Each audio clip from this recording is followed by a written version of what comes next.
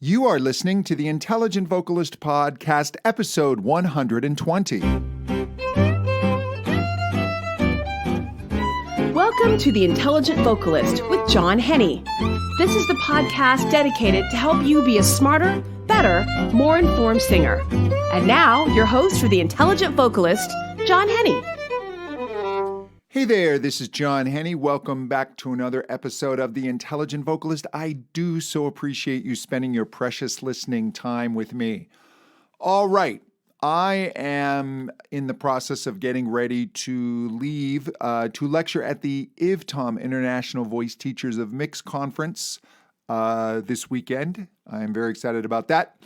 But subsequently, I've been spending quite a bit of time thinking about singing, which I often do, but a little more so this week because I have to put together slide presentations and having a great time doing it. But as I'm thinking about singing and the thinking about singing, it really made me want to talk about the brain and singing and this relationship that we have with this very, very high level skill that not everyone is able to do easily, even people with high musical aptitude. And I've worked with great musicians, but they struggle when it comes to singing. They'll even struggle a bit matching pitch, although musicians tend to be good or much better than non-musicians in this regard.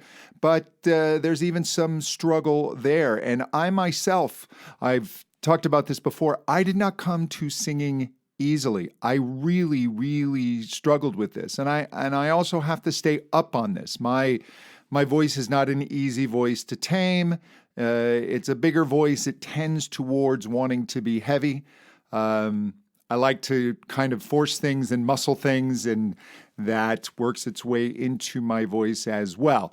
And the really interesting thing in my own journey was originally being a drummer and playing drums for a living before I started taking voice lessons, was when I would sing, how rhythm suddenly left me to a certain degree, and my rhythmic accuracy as a singer really dropped, and it took me quite a while to get the same control over time and phrasing that I had as a drummer. Now, what's wonderful about singing is your ability to play with time and to phrase is far more expansive than most musical instruments. Even in pop music, that's very, very groove driven, and the time tends to be very, very strict. It's dance music, etc. As the singer, you have play over the top of it. Now, there are songs that are very syncopated where you have to really be in the pocket, but there are times where you get to play and you get to pull back and what they call back phrase, and you'll slow down and then speed up to catch up, and you can delay the expectation that you set up in the listener of hitting a note. And it's absolutely fascinating. That's why I've done podcasts on rhythm. I think singing is one of the ultimate rhythmic instruments. But getting back to the brain and how we control this instrument, well, the huge challenge is we don't have direct control. It is indirect control over these muscles. And as I've talked about before, you have muscle that you don't control at all, such as your heart. It's going to beat regardless if you remember to keep it beating or not. And then you have muscles that you're very aware of. You have this direct control, wiggling your fingers and toes. And then come the vocal folds and these muscles within the larynx. And you don't have an awareness of them. You really can't feel them. You can feel the sensations and the after effect. But to directly control them and flex them, we don't have that same connection. So the brain has to create these abstract thoughts of pitch and color and intensity. And the brain will often have trouble in estimating the output. When you go to match pitch, almost all of us are very good at hearing pitch, of being pitch aware. And people talk about tone deafness, and I've never seen someone with tone deafness. It's extremely rare. If you can recognize one song over another, then you can hear pitch. You are not tone deaf. However, if you have trouble matching pitch, your brain is having trouble estimating the output, estimating the signals that it needs to send to these muscles that we don't have direct conscious control over. And when it sends these signals, it's not exactly right. And then we fall into the trap of, once we accept what the brain has sent and we start singing this pitch, we'll kind of push it for dear life. We'll kind of will it into it being the note. Or we realize, because almost all of us have decent ears and we can recognize pitch, that it's not right, and we start to panic. And then the inability to estimate the output goes off the charts, and we just start randomly just shooting out notes. As this develops and gets better, we will often, you'll find yourself getting close to the pitch, usually a little under, and then having to scoop yourself in. But you can practice this in. This can be changed. You can make stronger and stronger mental connections from your brain to the vocal folds. And it is a process of, you have to compare the target and adjust. In other words, you go to sing the note, and then you have to stop and analyze. And by analyzing, it's not just getting frustrated and saying that was awful. That's a waste of an event. That does you no good. But if you were able to look at that event and go, okay, I was off on the pitch. Was I above or below? Now you're starting to analyze properly, and you can start to give new commands and help the brain compare the target and make an adjustment. And so you make an adjustment. And even if the adjustment takes you further away, at least you've started the process. And I know this can be very, very frustrating at first, but it's something you need to work through. We need to get the brain tied into these muscles and to send the correct instructions with these abstract thoughts. Now, one of the key ways that we gauge if we're singing correctly or not, at first it's usually sound. We can just hear it. It doesn't sound good. It sounds like it's out of key, off pitch, and we make adjustments that way. But the more experienced you become with singing, the more that you will be in tune to sensation, and the more you will guide by sensation. And the experience of singing a lower note versus a higher note, versus a more intense note versus a brighter note, a darker note. This feels higher. This feels as if it's more in the chest, or it's ballooning behind my eyes. It feels more forward. It feels more back. It feels as if it's ringing out the top of my head. All of these different sensations have to be cataloged, and you really have to start tying your awareness and then your expectation into the upcoming singing event. One of my vocal mentors would say, expect it, don't direct it. You've done the event so many times, you've sung this note so many times as an experienced singer, that when it is time to sing it again and you've got to, sing this high B flat, you already have an expectation. You don't start trying to force your body to do the right thing. You expect it and allow it. And that's a very subtle mental shift, but it is a mental shift that ultimately needs to occur through practice, through this dedication of being a singer. Your awareness training and getting and cataloging these sensations becomes critical. Now, abstract thoughts can be helpful, but this is where I kind of draw the line on abstract thoughts. And by abstract thoughts, I mean someone will say, when I'm going to sing a high note, I imagine X, Y, or Z. or you may get an instruction from somebody saying, imagine the audience is behind you on a high note, or that there is a string that is connected to the floor running through you, and the notes are being placed on the string. There's all kinds of different imagery that can be used, and this can be helpful. But in my experience, it's best that this mental imagery be yours. If you can get yourself into the right place and experience that, you can hear what this right balanced note sounds like. You can feel what it feels like. You start to catalog the sensations.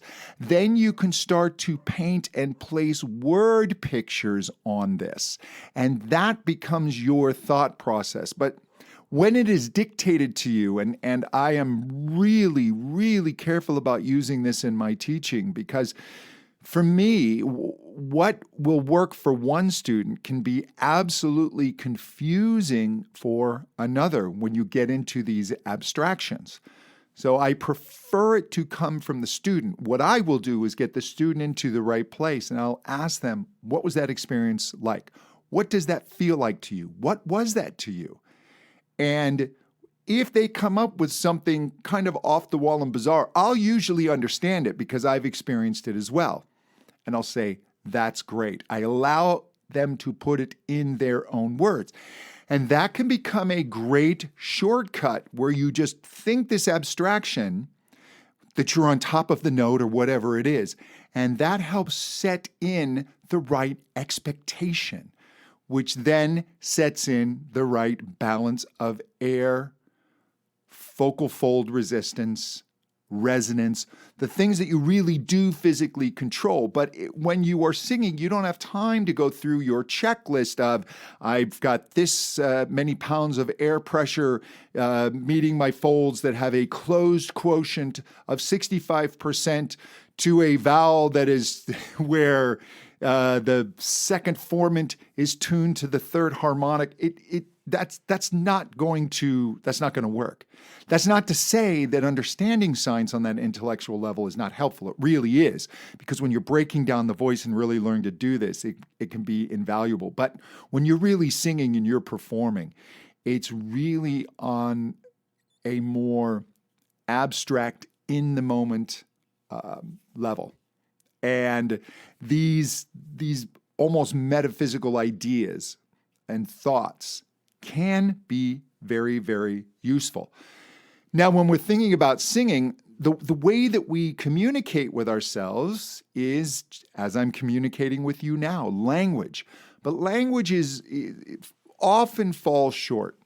And when you're learning to sing, you start picking up other people's language. You start picking up the language of the person you're following on YouTube, or listening to me in the way that I'll call something, how I'll describe it, the names that I use for things, or your voice teacher who you're studying privately with.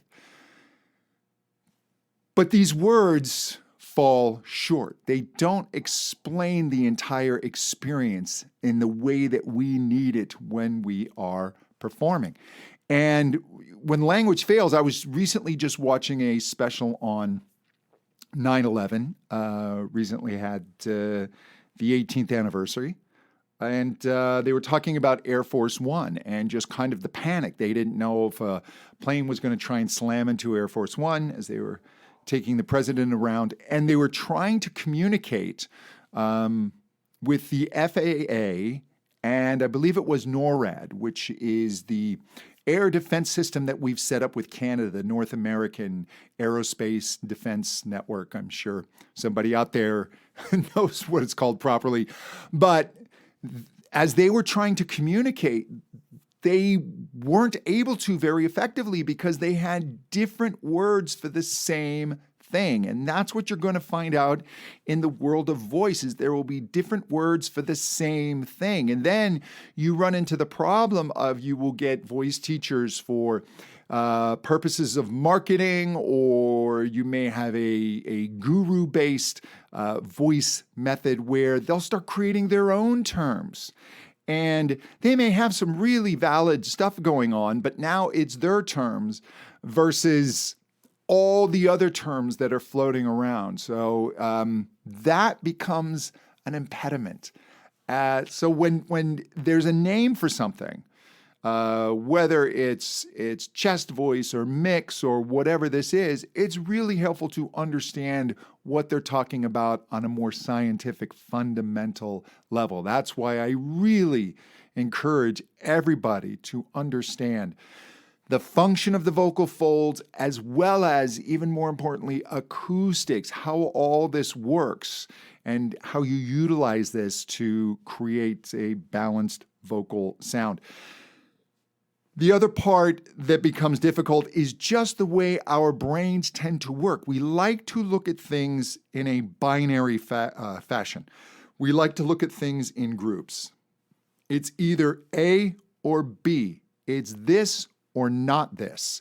This is either belt or it's not belt. This is head voice or it's not head voice. This is classical singing or it's contemporary singing. And singing, as most things in life and in the universe, it's a continuum. It's on this spectrum. And you don't instantly go from one state to another. But there is a constant moving and a blend, and we have to think of things in slightly more complicated ways or less black and white ways. And the singing industry, voice lesson industry, will fall prey to this because in marketing, voice teachers want to differentiate themselves. They want to stand out, and so they will say, I am X, and everything that's not X is no good. And I've said this often in this podcast, be very, very aware of marketing. There are voice teachers out there who have great information, but unfortunately they want to couch it in this idea that they're the world's best voice teacher or they have the world's best technique. And then it's constantly slamming other techniques or other styles of singing, other ways of doing this, other approaches. And that becomes, I'm sorry, but now I'm going to take a binary approach. That's almost always wrong because it's so much bigger than any one method, any one person. And I don't care who it is you're talking about, what voice teacher you're talking about, they're wrong about something. I'm wrong about something. Okay, I'll admit to one thing, but there's something I'm wrong about. And even worse, I'm not exactly sure what I'm wrong about, but we're all varying degrees of wrong, and even right or wrong. There's a little less wrong, then it's kind of right, then a little more right, and then extremely correct, absolutely right. And everything is falling on these spectrums. So you have to be on guard for this either or thinking. Just keep your mind open. Take what is working for you, what's working for your voice, and always keep in mind what it is that you want to sing. You just need to find a way to produce the sounds that you need to make on a consistent basis in a vocally healthy manner, or at least the healthiest manner you can find. That's it. I remember talking to this well-known blues singer, and he went to a voice teacher who had the student before him singing opera. And he was saying, don't you want to be able to do this? And his thought was, no, I don't. And he never went back. You have to find what works for you, that gives you the tools to say what it is that you want to say. And that's all vocal technique is. It's just a tool to assist you in musical expression. And just don't get caught up in this idea of right and wrong, better and best, only way. It doesn't work. It doesn't happen.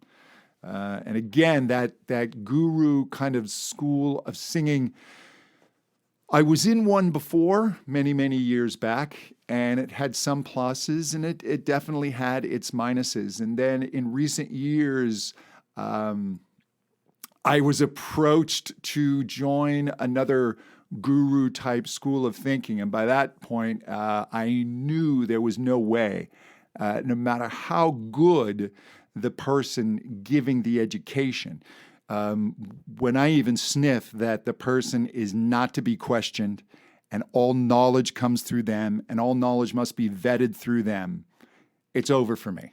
Those days are gone, and I would hope that those days never happen for you. You have to stay open.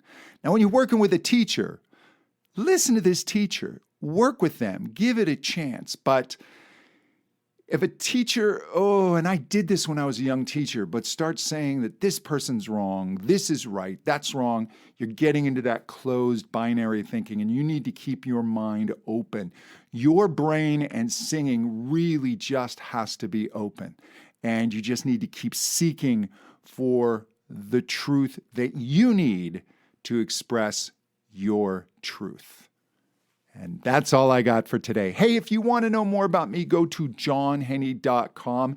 And if you are thinking about being a voice teacher, I can tell you my Contemporary Voice Teacher Academy, I am going to be raising the price again very soon. I've kept the price much lower than it's ultimately going to be. I did that to kind of get it going and get feedback, and I had it in beta for a while, and the course is going really, really well. I've recently added another level to it called CVTA Elite, where I interact with Academy members, and I will critique lessons and even give them personalized business advice to help grow their studios.